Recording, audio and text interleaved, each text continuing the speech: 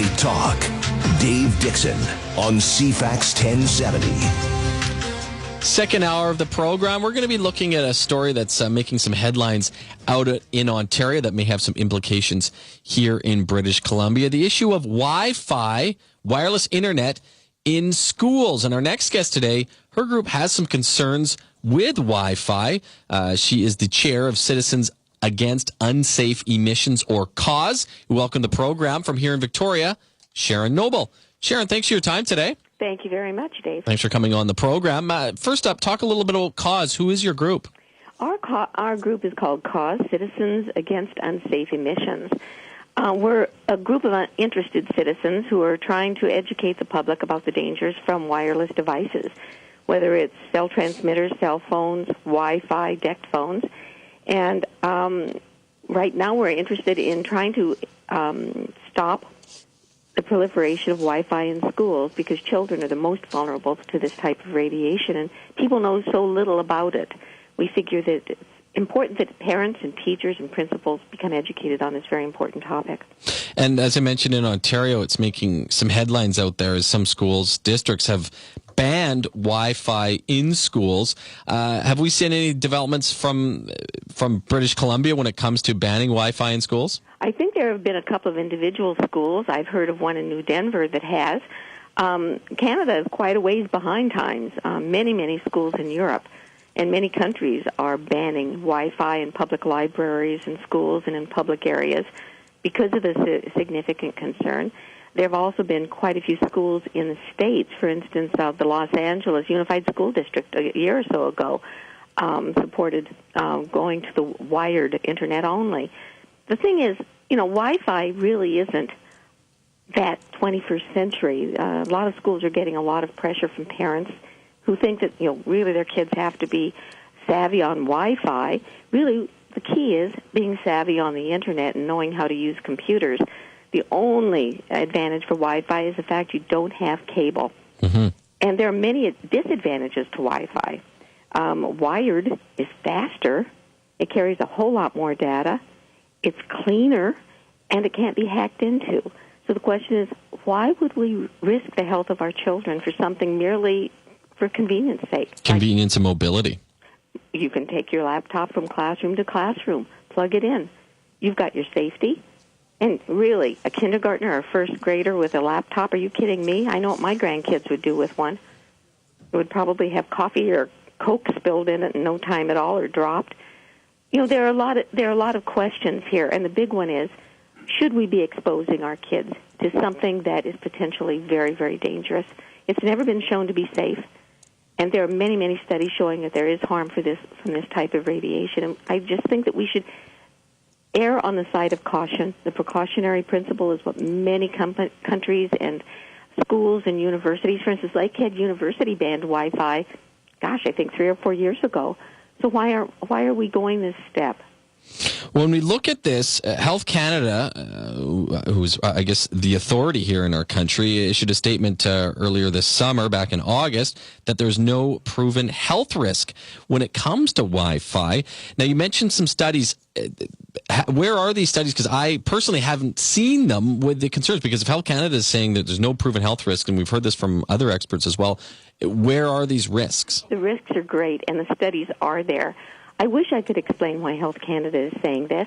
I have a 1999 report from Health Canada, from their Royal Panel, that says the current safety standard for Canada is severely out of date.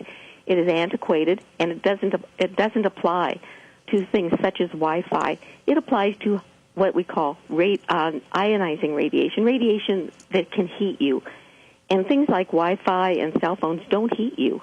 It's a different type of radiation entirely, and our safety code standard does not apply. I wish I knew why Health Canada is saying this, and if I may be so bold, the only thing I've been able to come up with is that there is a conflict of interest.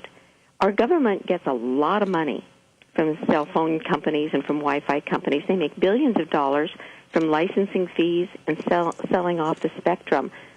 And there are studies there. I could give you thousands of studies. Not specific to Wi-Fi, because I must admit there haven't been a lot of studies specific to Wi-Fi, but cordless phones and baby DECT monitors, cell transmitters. There have been a lot of studies, and these are all the same type of radiation. And we know that that's dangerous. There have been scientists all over the world for many, many decades saying that this is dangerous. So Health Canada, I fear, is making another mistake, just as it did with tobacco and lead and asbestos. It's making another mistake in misleading people. Some scientists, for instance, Dr. Martin Blank, who, by the way, was at Columbia University and now lives in Victoria, has said that he thinks that this is going to be a pandemic like we've never seen before because people are being exposed and they don't even know it. If we could see this radiation like smoke, we would be scared of it. But we can't see it, and only a few of us can feel it. So until we start getting sick in great numbers, people will continue to deny it. It's very unfortunate.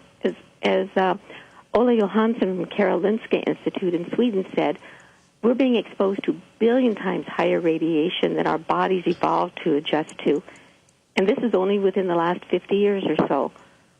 So there's a lot that our body can't adjust to, and we certainly shouldn't be exposing our children to more. They're surrounded every day by it already with cell transmitters that they can't get away from and just the toys that are around, the cell phones and things like this.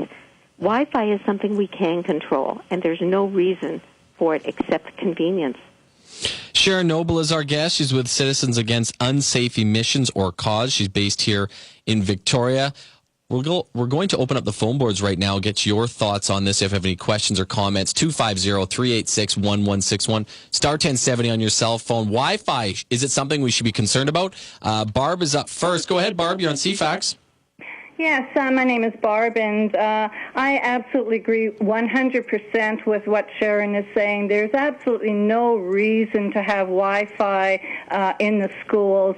The children can learn just as well without it, and why take that risk, especially when there is evidence, that we have reason to be concerned. The Royal Society's review of radio frequencies and this type of radiation from cell phones, they admit in their own reports that there is ample evidence that children or the subpopulation, such as pregnant women, and many of our teachers are, or the elderly, can be more susceptible to the effects of these types of radiation. They already know that it can increase the OCD in the brain, which can lead to effects of malignant cancers. They know that it can affect the blood-brain barrier. They know that it can have effect on our biological beings. So they have no right to say that our children should be okay to be susceptible to this type of radiation on a day-to-day, long-term basis. There is no studies to prove that it is safe. Well, the question I have, if it is unsafe, Wi-Fi and radio waves, microwaves are around us all the time. How come we're not all getting cancer and dropping dead? We are. The sad thing is, Dave, is that there's a long latency here. And within the last period, we haven't had high levels of radiation like this until about the last 10 or 15 years. We had FM radio, but most of those transmitters were miles away from homes. Those are very dangerous, but they're miles away. It's only been within the last 10 or 15 years that we've had cell phones and cell transmitters. And to be completely honest, until about the last 5 or 6 years, most of these, weren't that frequent and numerous. So this is a new development. And in the scheme of things, our bodies have not been adjusted for this. Our bodies take time to evolve. And it's not just cancer. Just as with everyone who smokes didn't get lung cancer, not everybody who's exposed to this is going to get some serious debilitating disease. But there are many people out there who are sensitive, who are the canaries in the mine, and they're getting things that later we probably will start suffering from, things that we're not even used to. For instance, some scientists believe that the increase in autism is attributable in some degree to environmental issues like EMR, electromagnetic radiation. Has it been proven? It has not been proven. This is supposition. Yes. But they're saying that there is a hint because of things like the blood-brain barrier being damaged, that things like Alzheimer's, there's increases in all sorts of neurological problems,